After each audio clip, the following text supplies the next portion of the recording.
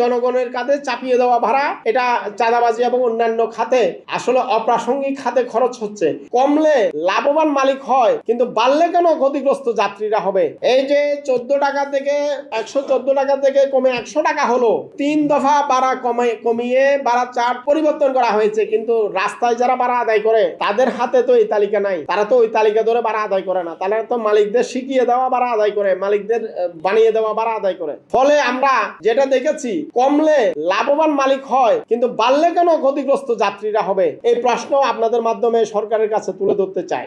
অন্যায্য যে সমস্ত খরচগুলো, এগুলো যোগান দেওয়ার জন্য এই যে অযৌক্তিক খরচগুলো এই যে ব্যয় বিশ্লেষণে নিয়ে আসা হয়, এগুলো নিয়ে ক্যাব প্রশ্ন তুলে, যাত্রী কল্যাণ সমিতি প্রশ্ন তুলে বলেই তারা আমাদেরকে এই টেবিলে রাখতে চায় না। আমরা বারবার বলেছি তাদের যে অনৈতিক, আপনারা দেখেছেন যে যারা ইতিমধ্যে যে সমস্ত মাফিয়া নেতারা পালিয়েছে, তারা একটি বাস নিয়ে রাস্তায় নেমে 300 বাসের, 500 বাসের, 1000 বাসের মালিক হয়েছে।